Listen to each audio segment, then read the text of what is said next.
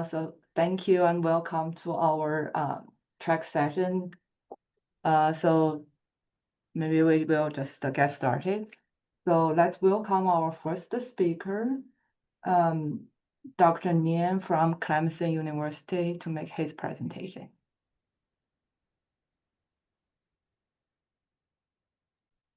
Sure. All right. Good morning, everyone. Can you all see my screen? Yes. All right. Thank you. So I'll start my presentation today. Thank you very much for the opportunity to present my work here. Today I'm going to present a research topic exploring adoption of high tunnel systems among specialty crop growers' perceptions, use experience, and willingness to pay and influence factors, specifically in Florida. So I'll start with a little bit of introduction why I'm interested in this topic. So first of all, high tunnel is a low-cost plastic covered and passive solar heated structures that are used to create a protected crop production systems. It has provided a lot of benefits for farmers to produce specialty crops. They can help them extend their production seasons, and also allow them to access an early or late harvest seasons, which can make them get price premium for their crops.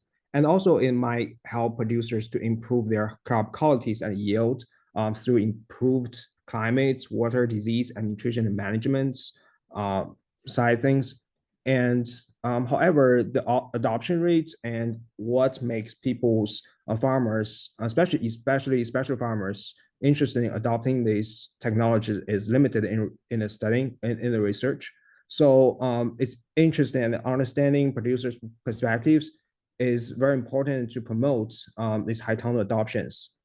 So the benefit of using high tunnel system also could be varied by regions and farmers.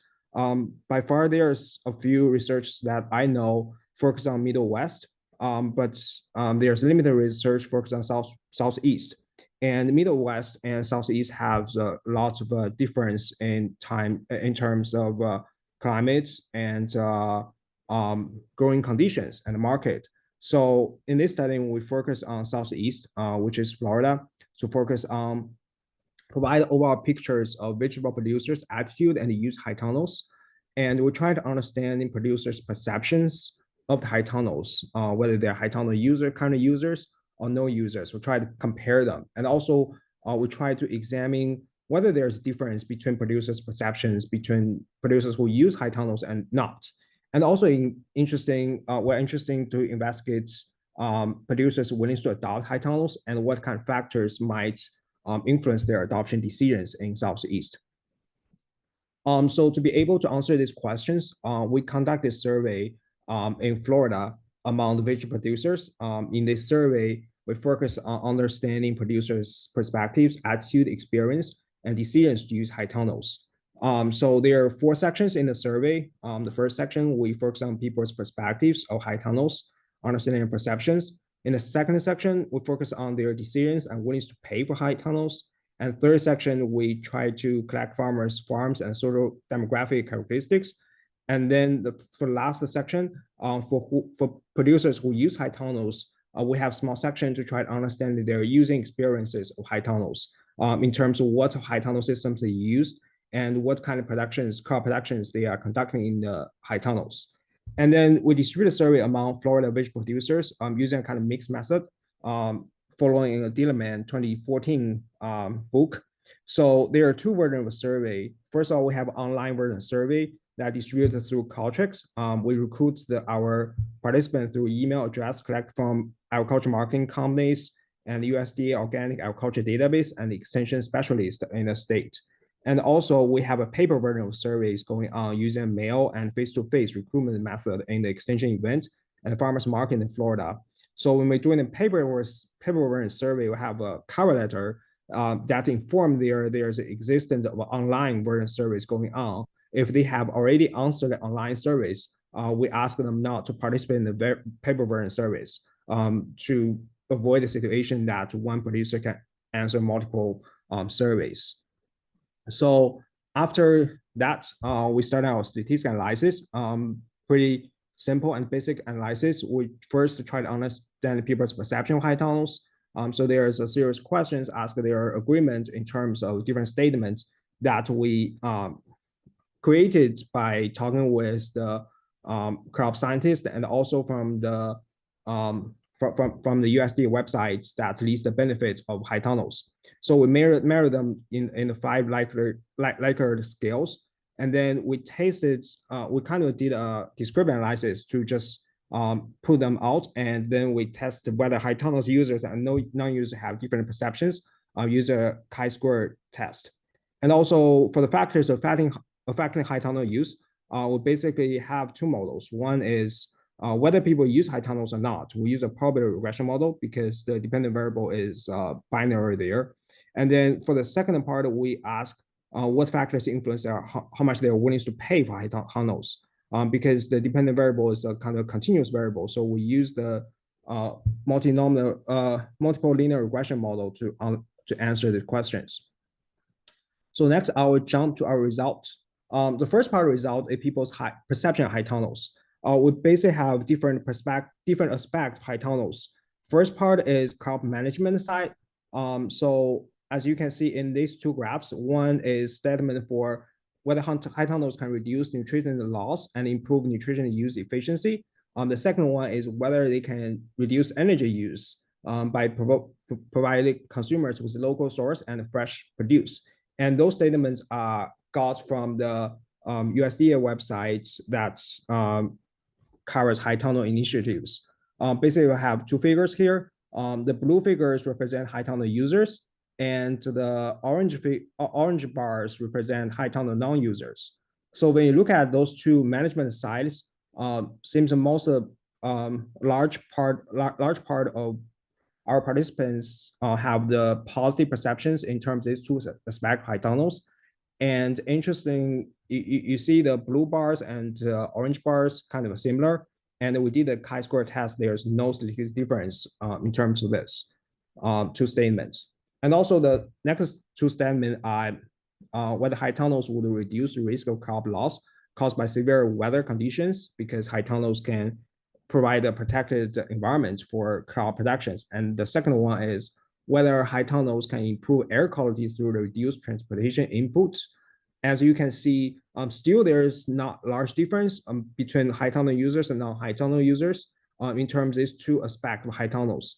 And also most people have the positive perceptions for the reduce the risk part. But for the improved air quality through reduced transportation inputs, as you can see, the distribution there are kind of diverse. So people, actually a large people are neutral about these statements.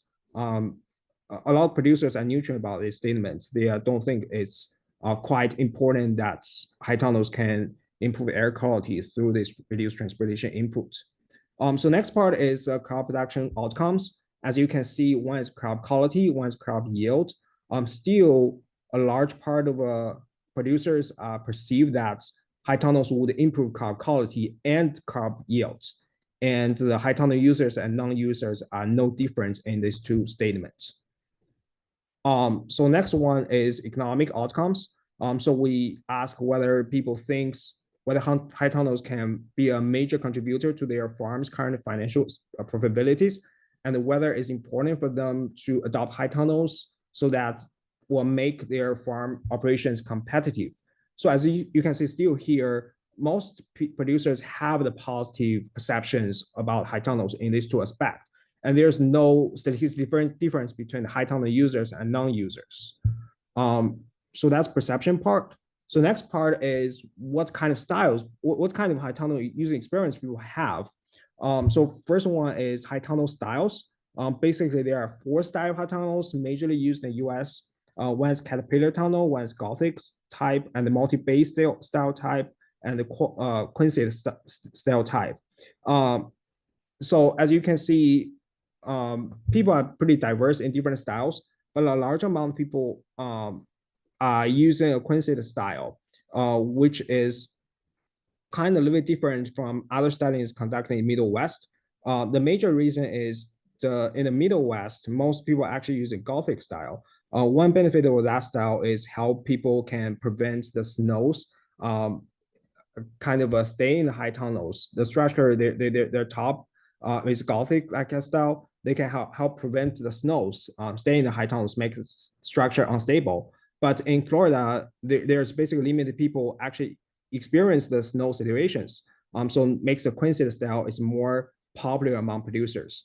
But the figure in the right shows the number of years people have adopted high tunnels among those who use high tunnels. As you can see, actually a large amount of people in the Florida have a limited number of years of using high tunnels. So high tunnels still is kind of a new, not widely adopted technologies in the specialty crop vegetable producers in Florida.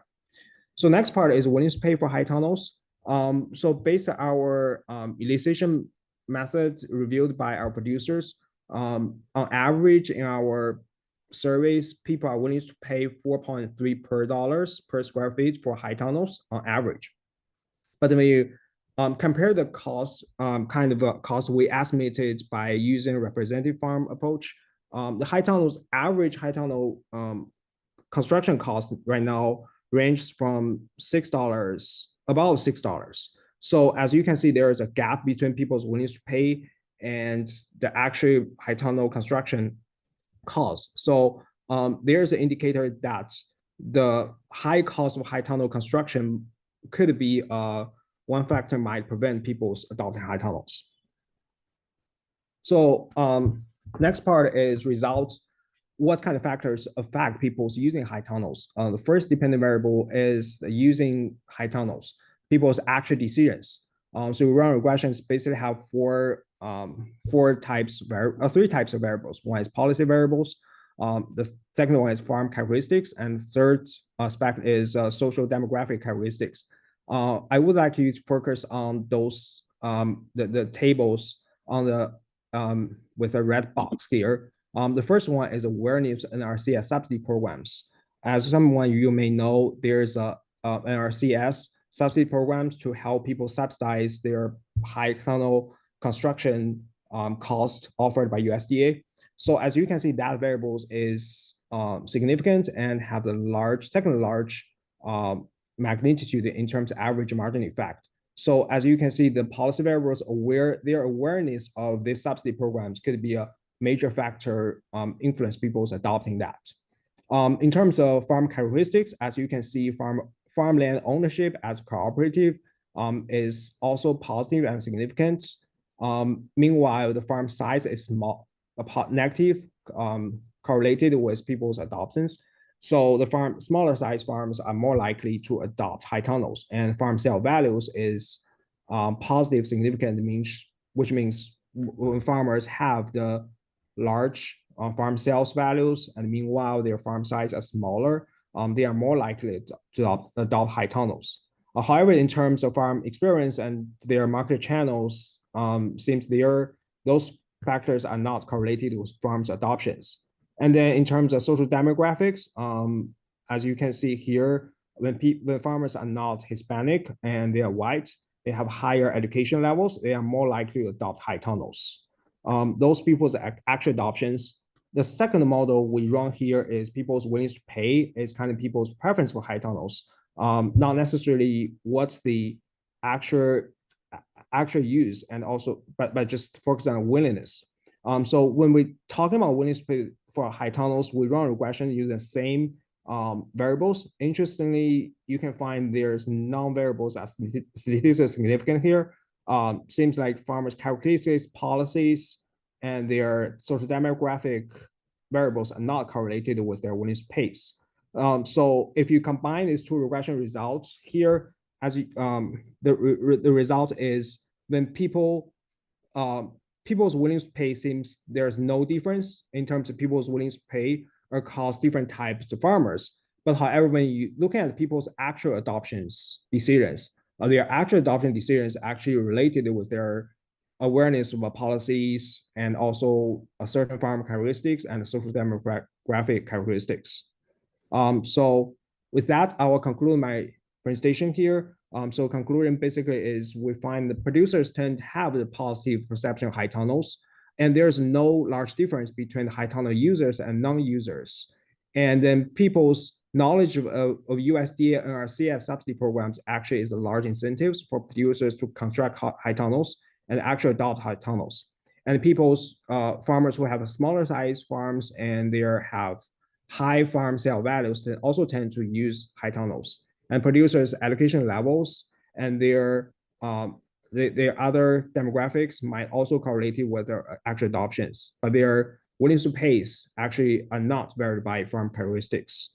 With that, I'll conclude my presentation today. Thank you very much for your attention. If you have any questions and comments, I would love to hear them. Thank you very much. Okay, thank you, Dr. Nian. Does anyone have any questions, please? Hi, everyone. I'm Ma Lin Cui. I'm PhD candidate at the University of Minnesota. And thank you, Dr. Nian, for presenting this paper. I have two questions regarding your research. The first one is, as you mentioned, the small farmers are more willing to adopt the high turnovers. I was wondering, do you suggest, like in terms of the promoting high turnover technologies, it is like a good way to start with the small farmers and then expand the program to like a more large scale farmers? And do you think whether the small farmers' decisions can affect more like a large scale farmers? The second question is for the regression and the you have include many factors that could influence the adoption decision and as well as the willingness to pay. But I noticed that you haven't talked you didn't look at the insurance part. According to my experience working with farmers, and I learned the high turnovers are rarely insurance. But I was wondering if you have any insights on why those high turnovers are rarely insurance. Thank you. Well, thank you very much, Manny, for the two questions. They're great questions. For the first part of question, the smaller size farmers, their actual adoptions. So in this regression, in this actual study, we are not claiming a causal effect because there's two things going on in terms of farm size. So our regression suggests there's negative correlations and significant. But actually there are two things. For the USD and NRCS subsidy programs, they actually operate in every states right now. Some programs, they are mainly targeting the smaller size farmers as their first adopters. So we cannot claim that targeting them is, we need targeting them. There's a causal relationship between the smaller size of farmers. But because what I see right now is the smaller farmers are more likely to adopt high tunnels. So it could be also because the NRCS program, subsidy programs, sometimes are targeting those farmers. But meanwhile, there's another thing going on is high tunnels construction cost is pretty high. So it makes a lot of the smaller size farmers are more likely to adopt them because they are willing to try them. But for the large size farmers, when they adopt a large high tunnels, they make a lot of limitation for their productions. For example, they cannot not use large machineries inside high tunnels. And also, they just don't think it's very efficient right now. So that's my insight for the smaller size farmers. Just current situation, we are seeing more likely those high tunnel users are smaller size farmers. But I'm not sure about targeting them as a very good strategy to move forward. But just right now, the current status quo is kind of like this. For the second part of questions, the insurance, thank you very much for that questions. We also have that. So when we did a service, when we do the face service, actually there's also some farmers mentioned about insurance part about high tunnels. But we do see right now kind of a mixed result in Florida. We do see some farmers actually can insure in their high tunnel structures, depending on the insurance company, how they view a high tunnels as a permanent structure or just temporary structure. Sometimes some insurance companies won't try to ensure in those type of structures because they try to look at that structure is as a temporary. And also we are seeing there's a more extreme value events. They can destroy the structure and more likely destroy structure. So insurance companies seems unwilling to take the risk because they think the risk of insuring this high tunnel structure is pretty high. So that's my take. Thank you very much. Okay, thank you, Dr. Nian. So given we have very limited time, maybe we will move to the next presentation by Dr. Chen from Tuskegee University. Thank you very much. Thank you. Let me share.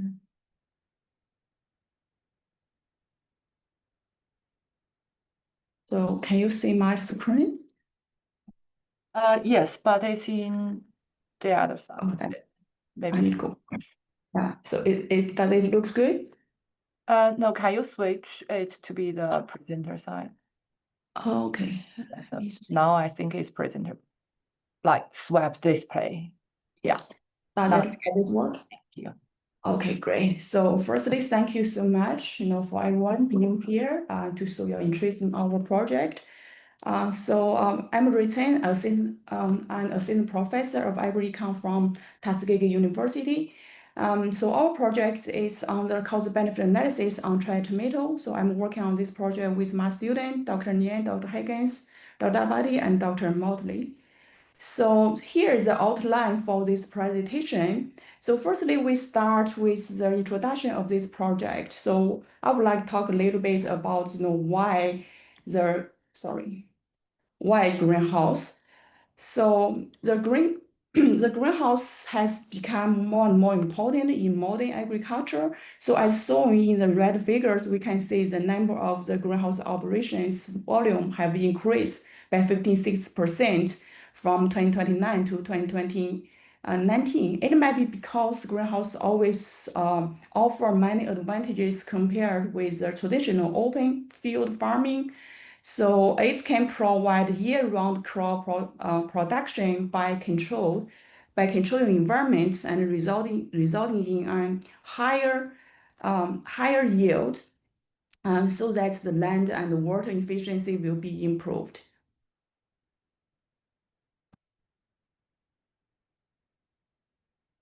So next, I also want to talk a little bit about why we focus on dried tomato. So from the red figure, we can see that tomato has been considered as the two most consumed products in the US, and it also shows the growing consumer demand for dried tomato. And also dried tomato also always have the high value crop. So this high price can make them an economically attractive crop for the controlled environment. And also dried tomato production, they are very sensitive to the environmental condition and also make them attractive to controlled agricultural environment. However, the adoption rate for the greenhouse production in the South is relatively low by now. It might be because there are substantial initial investment and farmers' financial uncertainty for this greenhouse crop production. So that's why it is very critical so farmers to understand their costs and benefits for the dried tomato production in greenhouse in the South. So here, just a brief summary about the innovation. So based on the existing literature, so enterprise budget analysis or cost-benefit analysis mainly focus on traditional tomatoes, not much literature focus on dried tomato. And also some papers, they focus on the Florida area, but they mainly focus on the small-scale greenhouse operations in Florida. But we work with the commercial greenhouse farmers in Florida who has a medium-scale greenhouse, who are generous to share their data with us. And it also makes one unique contribution for our project. So that's why we conduct cost-benefit analysis on dried tomato production in Florida. So the main research question for this one, we mainly want to test whether greenhouse tomato production is financially feasible in Florida.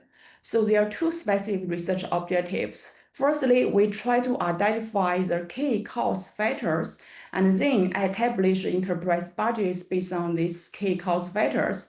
And then we conduct several cost-benefit analysis using different economic indicators and also the sensitivity analysis. So the findings of this study can help farmers to understand economic feasibility of trade tomato greenhouse framing. Those can provide some insights for them about the barriers and opportunities in the controlled environment agriculture. It will support to help them to make more informed decision about the environment in their controlled environmental agriculture. So here is just a brief summary about literature review. So I will not going to read all the literature, just give you a brief summary as I mentioned. So most of the literature, they focus on the traditional tomato, but not trade tomato. And most of data, they are focused on the small scale data and some of the data, and they are not, most of the data, they are not from the commercial greenhouse data, because this kind of commercial greenhouse data is kind of confidential. Some companies or farmers, they are not willing to share. And we have some projects, they focus on their cost benefit analysis in Florida, but they have not used the enterprise budget for their trade tomato production in greenhouse. That's why it makes our study unique to assess cost benefit analysis of trade tomato in Florida. So our data are mainly from the commercial greenhouse farmer in Florida. So who share the financial statements with our team, and our students transform this data into their Excel sheet and make a record for those data. And for the greenhouse infrastructure cost is from Tuskegee University. It's just because their greenhouse infrastructure cost from this commercial company from Florida, it was not available at that point. And our wholesale price of trade tomato from the UIDA, and we also find the inflation rate to calculate the current value of the greenhouse infrastructure.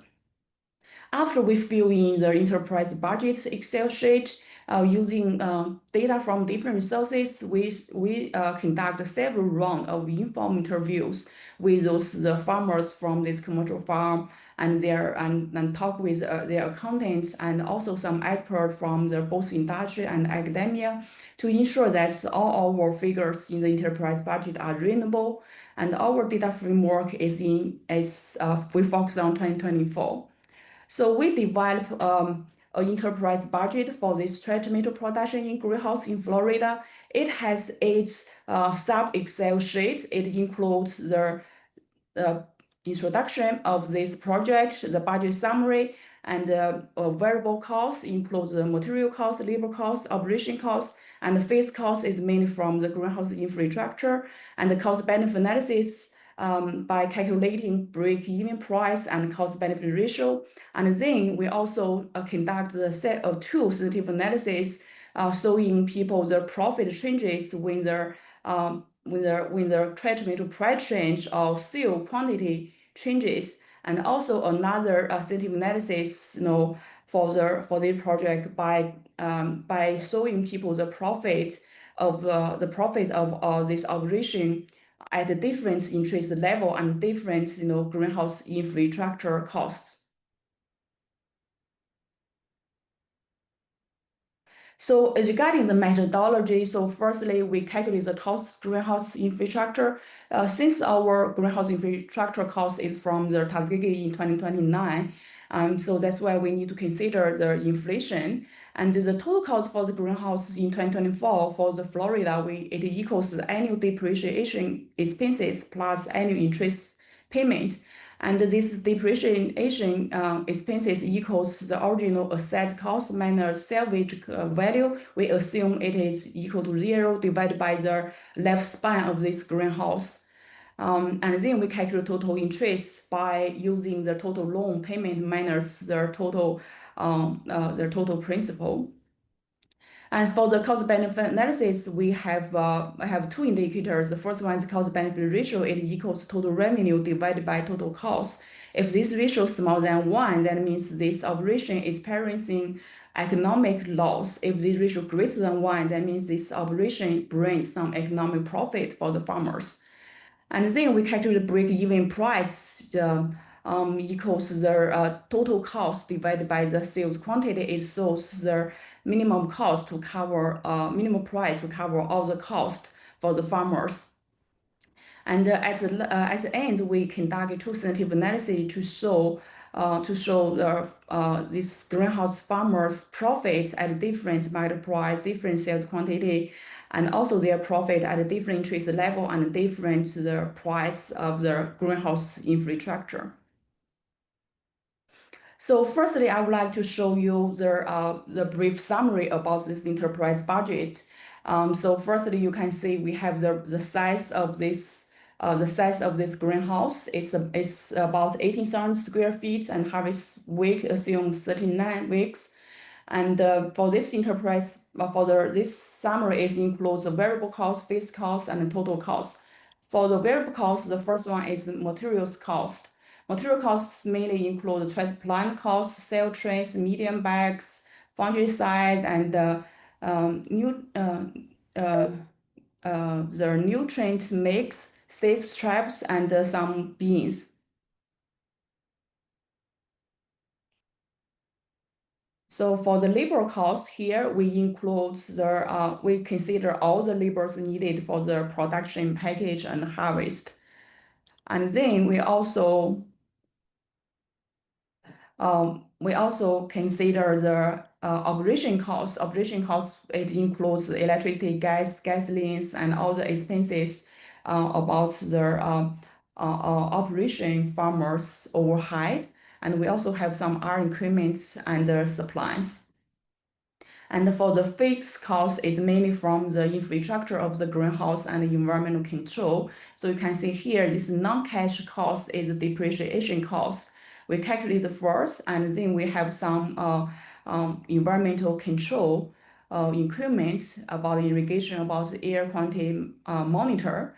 So we have the non-cash cost, and then we calculate the cash cost. The cash cost is mainly from the interest cost, and we calculate the total loan payment first, and then we use the total loan payment manner principle. We can calculate the interest cost.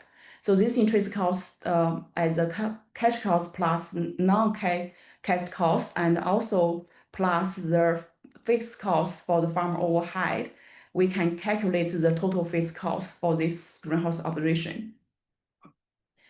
So, and after that, we can calculate the total cost by adding the total variable cost plus the total fixed cost. So from here, we can have some key takeaway from this budget summary sheet. So the average selling price is £3.29 per pound. It's from USDA-MS tomato. It's a wholesale price, and the sale quantity is about 118 pounds, about 10 pounds per square feet, and the total cost by summarize the total variable cost, total fixed cost, we get about $12,000. It's equivalent to $34 per square feet, and total revenue is about $592,000, equivalent to 32.9 per square feet. And since our total cost is greater than the total revenue, so it gives us a net return about negative net return about negative $90,000, $519, and also is equivalent at £1.09 per square feet. So that means this farmer currently this greenhouse farmers experiencing economic loss. So nextly, I would like to show you the break-even analysis and the break-even price. So the break-even price equals is about the $3.4. This is price to cover both variable costs and fixed costs to make it even. So, but we know that the current wholesale price in the Southeast is $3.29. It's lower than market price. It's also so as it's experiencing an economic loss. And the cost benefit ratio is smaller than 1, it's about 0.968. That's to say for every dollar spent, the farmers only receive 0.968 in return. And all those indicators show the farmers experiencing economic loss. So nextly, I would like to show you the sensitivity analysis. That means it show you the profit levels at different the profits of this greenhouse operation at different average wholesale price at different annual sales quantity. So from here, we know that the break-even price is about $3.14. So we can make it even here, but we know the market price is $3.29. So that means at the current market price and current production and sale quantity level, this farmer is experiencing this economic loss. So if they want to become profit, they can target their niche market, which has a higher price, or they can improve their productivity and improve their productivity, their sales quantity until 200,000. Then they can make profit at the current price. So nextly, this is the second sensitivity analysis. It shows you profits levels at different interest rates and the greenhouse infrastructure cost. So the current interest rate is about 5.95%, and the current greenhouse infrastructure cost is about 47.16. It indicates economic loss. So that to say, if these greenhouse farmers want to make more profit, maybe they can consider some subsidy to reduce their greenhouse infrastructure costs, or maybe to say, or maybe some policymaker can consider to reduce the interest rate, because this kind of greenhouse production for trade tomato production in greenhouse, they only can make profits when they receive some subsidy about the greenhouse infrastructure and the reduction of the interest rate. Here are just some main conclusions about this project. So we have different indicators so as this greenhouse operation is experiencing an economic loss. The current selling price is $3.29 per pound, $3.29 per pound, which is smaller than the break-even price. That means it cannot cover the total cost the farmer experiencing economic loss. And total cost for this greenhouse production is about $612,000, and total revenue is about $592,000. And since the cost above is greater than total sales, it gives us a negative net return about negative $90,519, equivalent about negative $1.09 per square feet. So that to say, at the current production cost and market conditions, it's very challenging for farmers to make profit. So here are our quick recommendation for this project. Based on our the enterprise budgets numbers, we can identify the two major costs for farmers to consider. The first one is energy use, the other is labor cost, and the infrastructure cost is also the big one. It's the third major cost for the greenhouse production.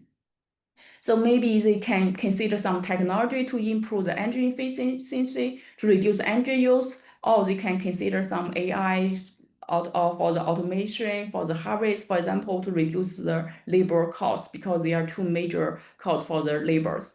Or farmers can consider to target some niche market by creating their own brand, can sell their trade tomato at a high price.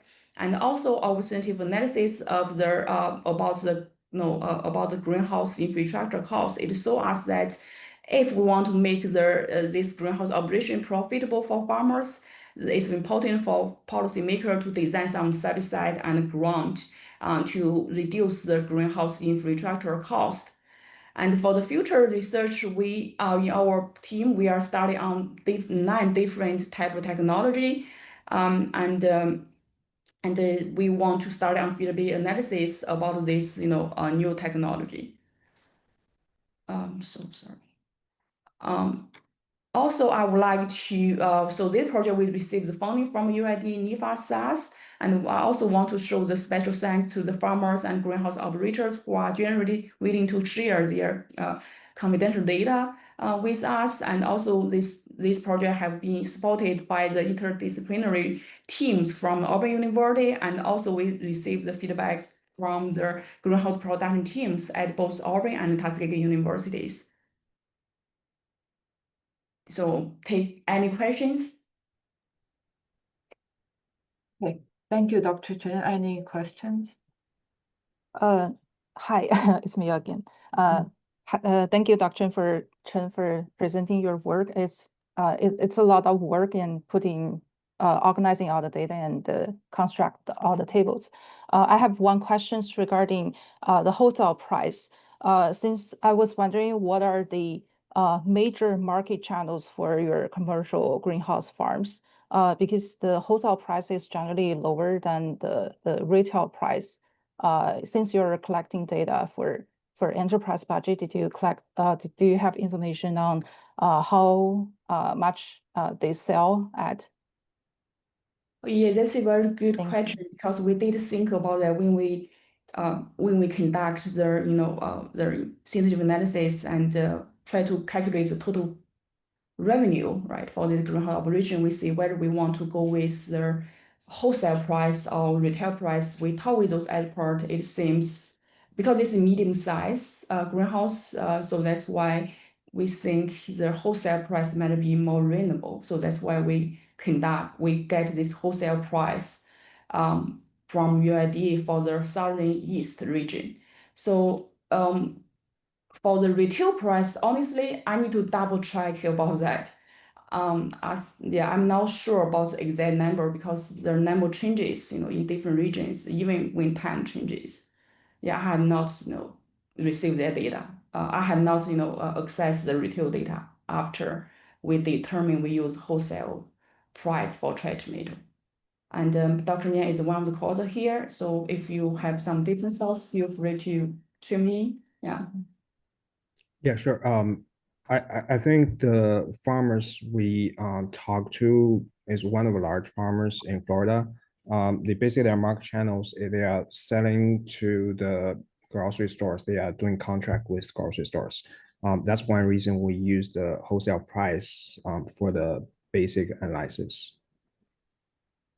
Thanks. Yeah, maybe I have a comment on that. So based from the production side, if you want to sell it at retail price, there will be more costs involved in marketing and many other parts. So that will also increase the cost. And to be in a competitive market, the cost should be just the price difference. All right. So given our time, maybe we will move to the next presentation. So it's from Central South University, Shuari. Maybe you will present, maybe introduce yourself first.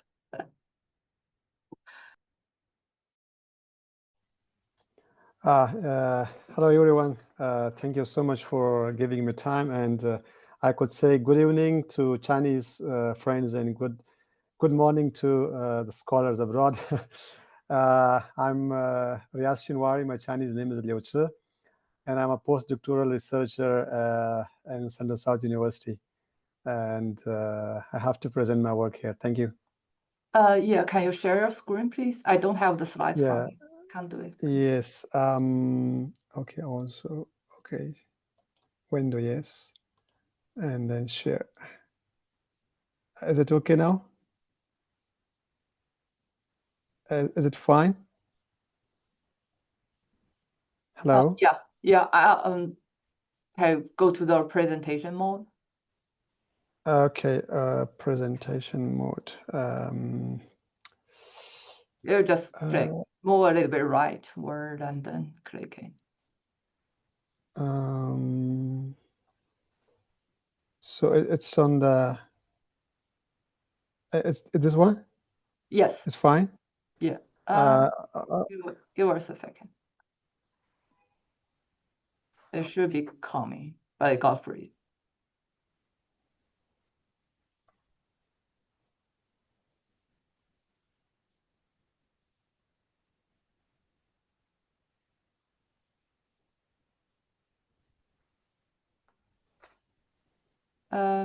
It looks like it got freeze.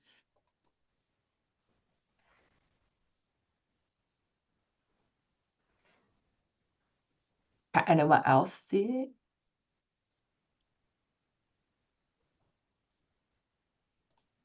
It seems to be frozen. Well, perhaps we share it, but I see it is moving. Yeah, your I think cursor is it's- moving, but it doesn't go to the presentation mode. Can I work the share the window or entire screen? I think it's could Maybe be this share one. the entire screen. Sometimes it's easier. Okay, share the entire screen. But screen is okay. It's fine Yeah, now. go to the presentation, please. Oh, wait, now it works. Thank you. Okay, so let me start with the topic. What topic is optimal marketing channels for specialty crops for smallholders in China? And I'm one of the presenter here. So let's talk from my topic. Maybe I put more information. So here I choose some populations from around the emerging economies. And we can see here in 2005, almost 2 billion people living in developing countries, including China, which about 475 million were in small-scale farmers. And in 16, approximately 84% of global farmers had an area of less than 2 hectares and operated around 12% of farmland. And the very important thing that daily living expenses are less than $2 and often go hungry. So considering these problems, so we conduct our research, and China is also one of the most populated countries in having high quality and more capacity of agricultures. So what's the problem in the agriculture online and offline sales? So we figured out here 4 problems.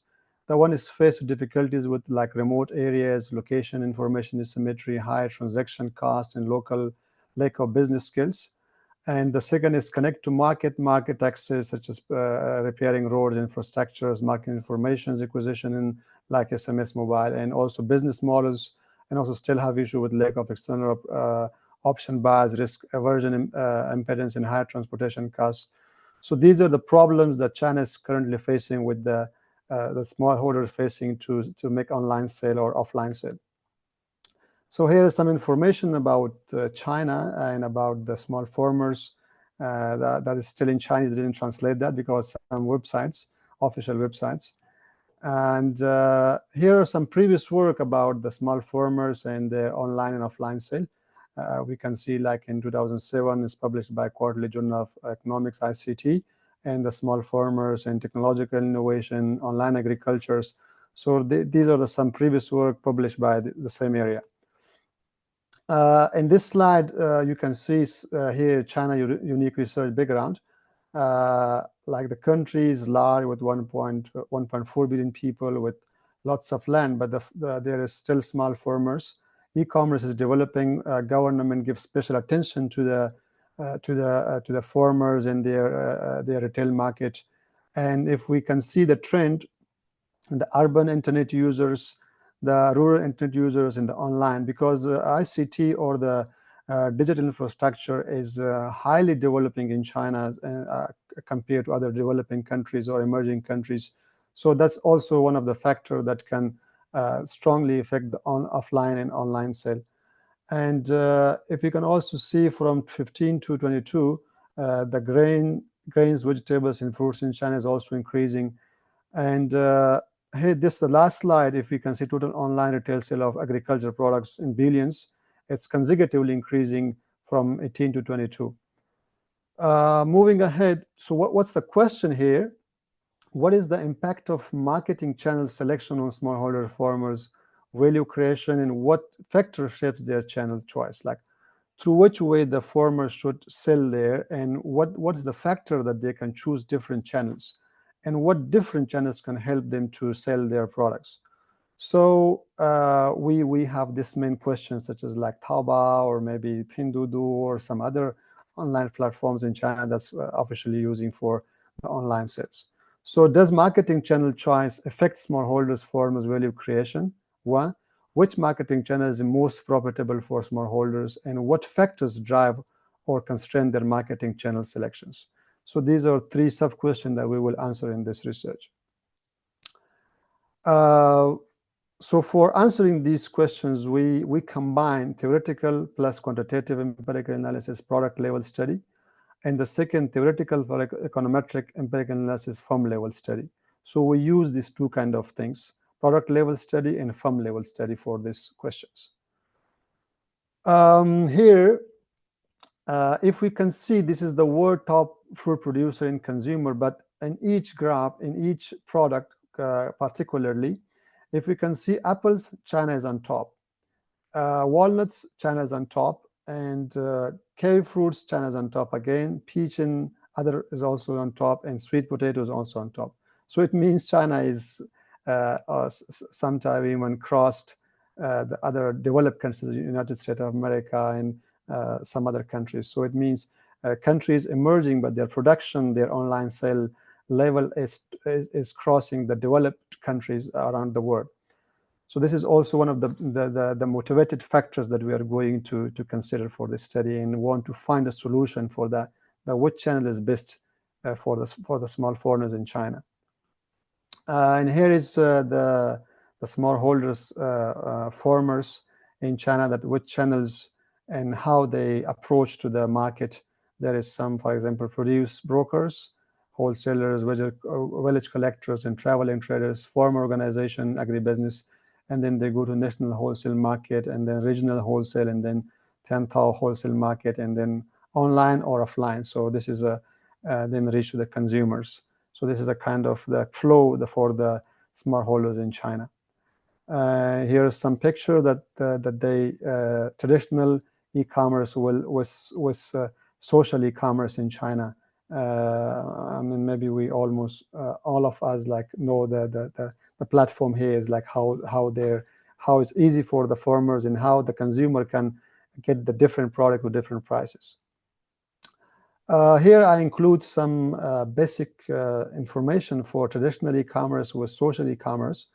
I don't want to read that, but there is some difference among them, so that's why we are going to consider both of them, such as like social e-commerce, like Pinduoduo, WeChat, TikTok, and from the traditional e-commerce like Taobao, Tmall, Alibaba, and JD.com. And so we use, because we have 2 different samples from product level and from the firm level, so we use transaction cost theories based on these scholars, and also resource-based theories based on these studies. Here's theoretical framework that can drive the smallholder attentions and the decision. So here, like motivation, opportunity, and ability, that's come from internal motivation, and opportunities come from physical opportunity, and also social opportunity, and abilities come from physical ability or psychological ability. And then that marketing channel choice, and then the marketing return. Here are some control variables that we considered during the empirical analysis. Here is the research data that we collect during the survey, and the product and the e-commerce households, e-commerce villages, lists, advanced e-commerce villages. Here are the numbers, non-e-commerce household, e-commerce villages, and lists, and then totals. So here is the observation. Here is some more detailed information about the data. That's hard to read here. And here the steps that the farmers is choosing for the different channels to sell their fruits or their products. And here is some marketing channel statistics that previously is used. We can see that offline marketing channels is more, and offline and social commerce channel is again here, and then like is changing. So comparatively, we can say that the offline channel marketing is more, and sometimes offline and social marketing together. So it's changing. And here is some product-based split the data based on product. It's not analysis, just a graphical representation. If you can see for Apple, the offline marketing channel is above, and for peaches also, and for kiwi fruit. For kiwi is here is increasing. Maybe that's some different reasons, such as peach or kiwi, offline and social commerce is increasing here. For hecarin, for sweet potato is the same, the offline marketing channel. Here is the model that how we collect the data and how we put that in the econometrics models. So here we can see the Y represent weighted profit per unit in unit J, and measure across household I and village V and county C over time T. The key independent variables X or binary 0-1 marketing channel offline plus social, offline plus traditional, social only and traditional only. Control include age, gender, education, smartphone access, household access, land area, labor size, and many more. And then the model incorporate FX effect for country N, for county N, sorry, product M in quality grade K in year, and then with the error term. Here is the descriptive statistic. We can see the data is normal. And correlation analysis, and then for this is also mean difference in profit. Here we can see the traditional is above, and for the price, for profit is also above, for the price is also above, and for the cost is also. From these graphical analysis, we can find that maybe mostly smallholders in China, they don't have proper access to the digital infrastructure or the ICT, or maybe they are not that used to the information. And here we have the benchmark results.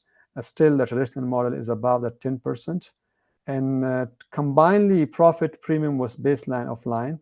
Is the offline plus traditional is 32%, and social only is 59%, and traditional only is 82%.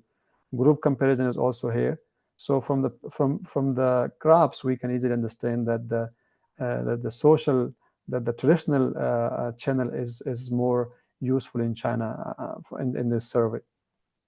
And for the heterogeneity, we also see, like for apple, traditional is used mostly, and for the walnut is changed social, and for the small potato, sweet potato, the social is also again, and for the peaches also. This diversion might be also depend on the time or the duration of the product. Maybe some product easily is going to be spoiled. That's why the farmer is trying to sell out them quickly. And here is the different analysis again, like apple and other fruits, and the offline and social, and offline traditional, social and traditional combinedly. If we can see the in traditional, for whole sample, traditional is above 2%. Farmers is trying to use the traditional. Sorry. And for the same product, for the apple, again, this is above. And for the hickory, the social is above. This is low. For the cave fruit, this is above, and this is almost not available. And for the peaches, this one is more above traditional. And for the sweet potato, we can see social is more the aggregated one. Another question is, what are the numbers of farmers choosing traditional e-commerce and social e-commerce with the lowest unit profit returns? So here we can see that product freshness is also can affect the social with offline, and the traditional with offline. The product grades is also can have different effect for the return. And the product third and a policy support, if you can see, it can also have different effect in digital infrastructure. If you can see, the effect is more stronger in the traditional with offline. Here we can see 7 in the policy. And for the other smartphones, if we can see, the is -1 is here 69% for the social with offline, and computer is also here. Social opportunity, we can see that village officials is also have different effect on these, and off farmers employment. WeChat, we also can see that have the strongest effect, traditional with offline, and here is also social with offline. And they can use WeChat, but they don't want to put these things on the WeChat. They only can use WeChat for contact to sell the goods. WeChat moments, if we can see that this one, social with offline is high, and age is also can affect this. Here is some graphical results.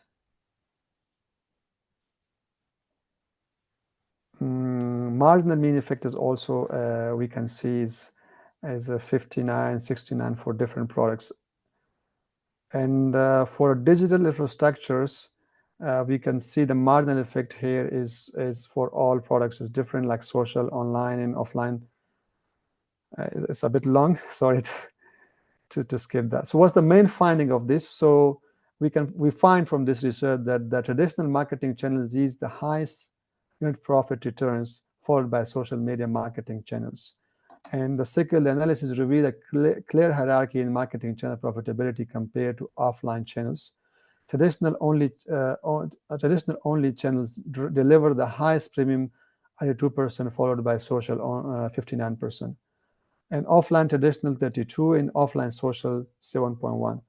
Optimal channels vary by products, threats, high profitability, goods profit more with social marketing, with low visibility goods perform better through traditional channels. Social marketing visibility, WeChat moments usage, product grade, digital trainings, off-from employment, traditional marketing policy supports, they have different effect. And what's the theoretical contribution that we can see? We provide novel evidence on how small former marketing decisions shape emerging marketing development. And we also provide some augments channels choice literature by adding social with traditional e-commerce. Before some literature did that work, but we also add, we make a comparison between them. The farmers in emerging economies choose what specifically in China. And we also contribute by MOA drive analysis of former channels choice closest critical research practice divide. And for the implication, China need to focus on, the government need to focus on infrastructures. That's highly important for the for smallholders, and also for the fund to make innovation marketing channels and do these things, and also provide training how the farmers should use the current the channels such as WeChat, Pinduoduo, because almost everyone in China use these platforms, but they only need to have trainings to how to use these channels for the online or offline. So thank you for your time and attentions, and welcome to your questions. Okay, thank you, Red. Any question?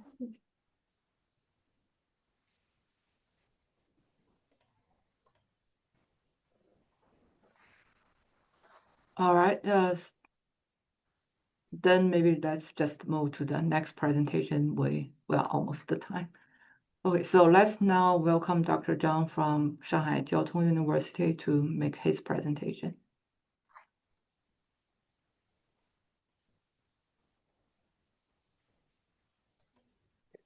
Yeah, so I'm just now sharing the slides and see if this is Yeah, it moving. works. Yeah.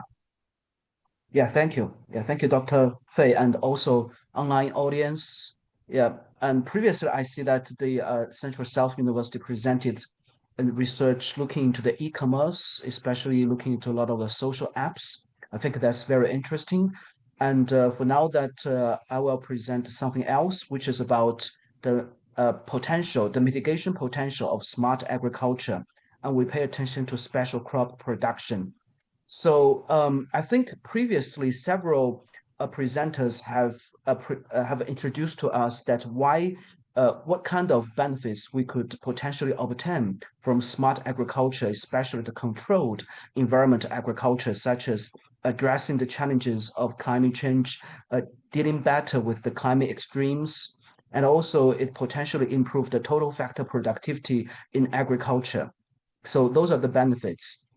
But we also face some barriers, such as the high upfront investment, and also that in order to run this controlled environment facility agriculture, some fossil energy consumption may be involved. Also, that if we for facility agriculture, we may also need to be highly rely on this stable energy supply as well.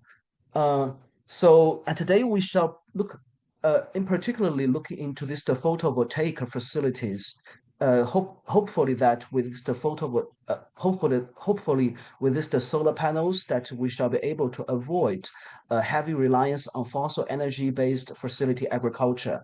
And on the left side, this is the distributed photovoltaic, solar panels, just to give an example. And then on the right hand side, this is the photovoltaic greenhouse that currently it is developing, is still emerging across China, and also in quite some other areas as well. So the basic idea is that instead of rely on to the traditional electricity, then we turn to the photovoltaic, the solar energy, for providing some energy for the facility agriculture. And today we shall particularly look into one special crop, that is the table grapes. I see that previously other presenters have talked about, say, like a cherry tomato. That is a high value added commodity. And in China, especially the Yangtze River Delta region in Shanghai, the strawberry and also the table grapes, these are the very popular high value added commodities. Usually for table grapes production, then people would choose to grow them in an open field way. However, for the Yangtze River Delta region, because of the climate, because of the very humid monsoon climate, so nowadays people are turning to using facility agriculture, so that that the table grapes production can avoid issues like the mildew, mold, and rot, etc. So these are some of the background. And how about the broader picture of China's table grape production? We see that the total area of cultivation of table grapes, it is now ranking the second in the world, and just second only to Spain.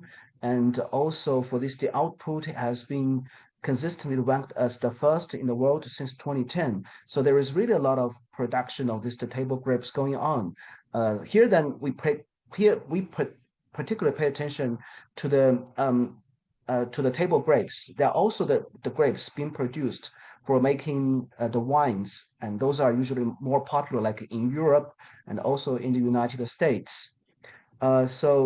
We shall look into how we are going to look into the mitigation potential of using photovoltaic facilities. And here then we first apply the LCA methodology. So that is to use the life cycle assessment to evaluate the carbon emissions alongside the life cycle different stages of production of table grapes.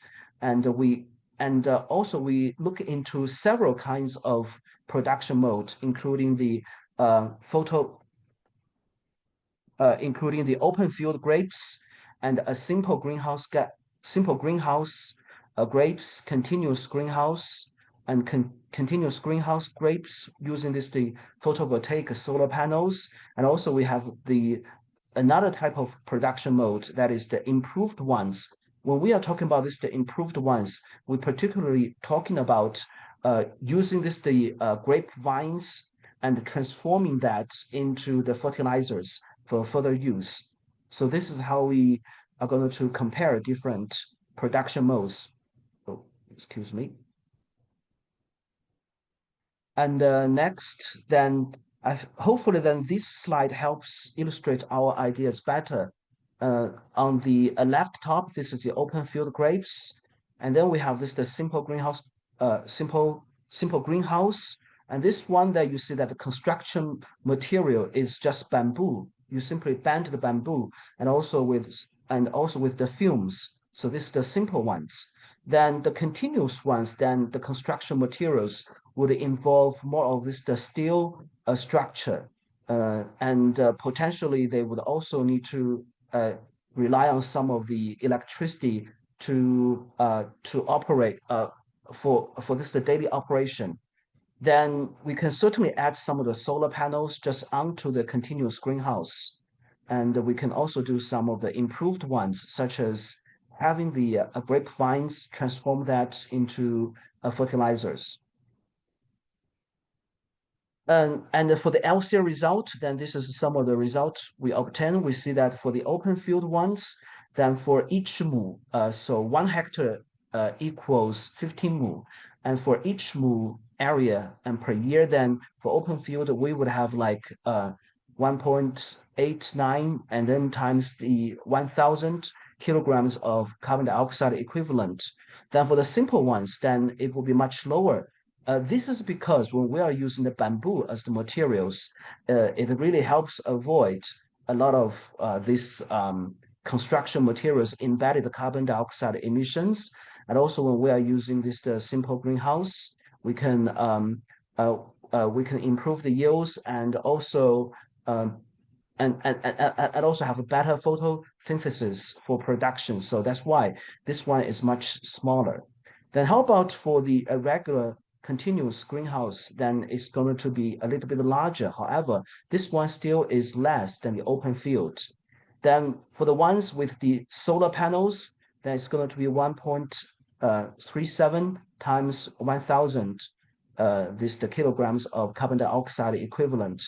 We see that it's just a little bit smaller than the continuous greenhouse. This may not be that surprising because after all, for this controlled facility agriculture, well, it needs to use electricity, but it doesn't necessarily have to use a lot. So we see that the savings is not so it is not so large. Then when we are going to use the improved version, when we are going to have some of the grapevines to be get them transformed into fertilizers that can help, then they can help avoid the greenhouse gases embedded in the fertilizers. So we see further savings. Of course, then one limitation is that when we are talking about the comparison of 5 different greenhouse and also this open field, we're just relying on the data obtained in Shanghai in the Yangtze River Delta region, and in order to just apply that broader, so we carried out a further analysis to see then how if the how if we are going to promote this photovoltaic greenhouse just nationwide. And this is the general picture about the grapes production in China. And we see that a lot of the production occurs in Xinjiang area, in Sichuan, in Yunnan, and also some of the eastern parts like Shandong province.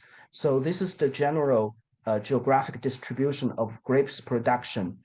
And then we see that, and then we assume that if the photovoltaic facility is going to be adopted at the 20% level or 80% level or 60% level, we use the 20% as the steps. We see that the carbon emissions associated with the different scenarios is going to virtually is going to just move corresponding to the different adoption rates. Of course, then one thing I would like to emphasize here then for this figure, then it is a counterfactual of the carbon emissions. Assume that if we have had adopted the photovoltaic facilities, then what the agricultural greenhouse gases would look like for table grapes production.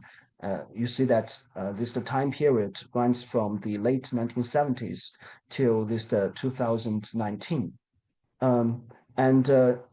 For this slide, then we don't have to spend much time on this. This is just to look at the things from the other way, to look into the carbon emission reduction benefits. So we do have the baseline, assuming that everything is open field, and then what kind of the carbon reduction benefits we could obtain when we have the 20% adoption rate till and with a 20% as the step till we have 80% of the photovoltaic facility adoption rate. And then we also look into we also look into the spatial heterogeneity, and we would try to look at the table grapes production then in the humid areas, in the dry areas, in the arid areas, etc. And when we just decompose those greenhouse gases emissions based on these different humid regions and arid regions, we see that because the majority of the grapes production occurs in the humid region and also semi-humid region. So applying the photovoltaic facilities would bring about the largest carbon reduction benefits for the humid regions.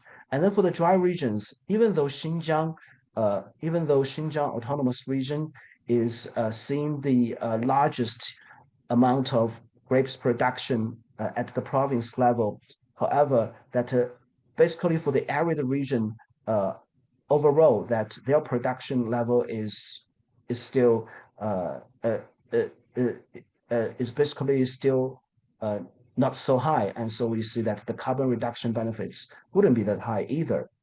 This is about the spatial heterogeneity, and the last one we take a zoom into the Yangtze River Delta region. We pay particular attention to Jiangsu province, Zhejiang and Anhui, and then Shanghai. We see that having the photovoltaic facilities that would help reduce the agricultural greenhouse gases emissions by about 30%. So this brings me to the end, and we also want to reiterate some of the ESG benefits about the solar panels. The first one is that usually a lot of people would have argued that if we're going to have a solar panel farm, then it's going to take land away from other uses, like from agriculture, from forestry, etc. But if we are going to integrate this agriculture and the PV facilities together, then we can avoid the land use conflicts. And meanwhile, we can also minimize the ecological disruption due to the solar farm development. This is on the environmental side. And then for the social side, when we are having the photovoltaic facility, then it has the potential to raise the income level of farmers, and also it may create many different types of jobs in the rural areas as well. So socially, it will be of help as well. Then how about the last one for the governance? Then we think that for the solar panel companies, then if they would also pay attention to the agricultural sector, they may realize that it's an opportunity to them, and then they shall be able, and then they might be interested to develop more eco-friendly products, and this will help to drive the ESG-oriented innovation in this industry as well. So that's all for our presentation. Thank you so much. Okay, thank you, Dr. Zhang. Any questions from the audience? I have a simple question. I know your research is more about greenhouse gas emission from the LCA side, but does this agrivoltage affect the grape yield? Yeah, that's a very good question. I think, in fact, I think that's something that our research is not so complete, because we just paid attention to each square, like to the greenhouse gases per unit of area. We didn't really, we haven't transformed that into the greenhouse gases carbon footprint per kilograms of table grapes. So I think that's something we still haven't. We need to do still. Yeah. Thank you. Dr. Chen, please. Sure. Yeah, thank you. I think it's very intriguing to learn about that. So I heard about it. We also try to use solar panel in agriculture in US, and we have several funding opportunities about that. I think it's very, I'm very excited about this topic, but I'm just curious, you already show us the environmental benefits, right? Using solar panel in agriculture. So I just wonder, did you maybe in the future, I think Tencent already mentioned whether this new technology can increase the yield.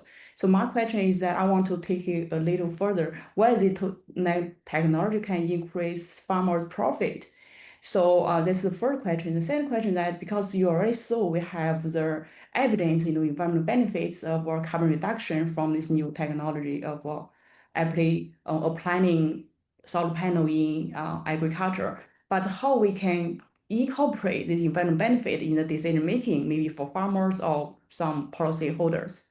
Thank you. Yeah, thank you, Dr. Chen. Yeah, that's a very good question that I think that yeah, in fact, that's also another significant limitation of this study because when we are doing the LCA of the carbon emissions, so a lot of the experiments were done on the campus in the experiment mode or some of the experiment greenhouse. So this is this the LCA result is quite technically driven, and to the point that we didn't even think about if they are going to be promoted, then how would people handle the upfront investment? How would the people handle the production costs, etc. So I think that's so I think for this the cost benefit analysis, the economic analysis, this is something especially needed for this study. Currently it's more about the technical side, about the LCA evaluation of carbon emissions. But yes, like you mentioned, then if this is going to, then without the cost benefit analysis, then how would people are going to really adopt the photovoltaic facilities? Yeah. I did some literature review for this before because I tried to apply for a grant.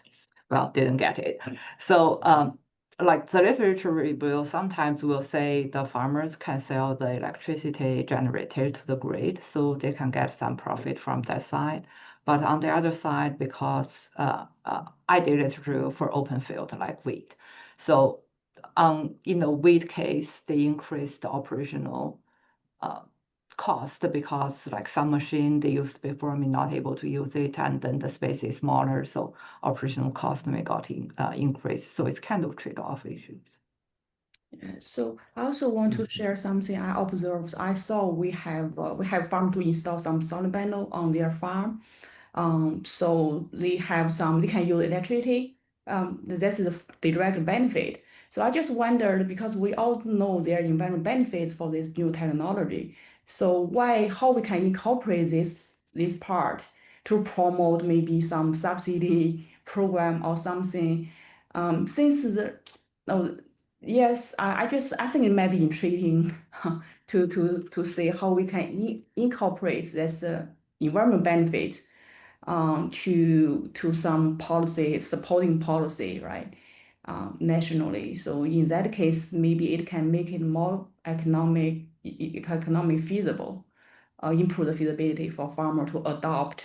Because for now we have several project about that. For now, we buy the solar panel and install this one on farmers, so they don't need to invent anything about that. But in the future, I think it might be intriguing. We can see how we can bring the environmental benefits into the decision makings for the stakeholder. This is something I know there's some carbon market, but that amount is not quite big. So I'm not sure if there's some other way we can consider this environmental benefit, for the future program development. Just some quick thought. Yeah. All right. Thank you all for attending this track session.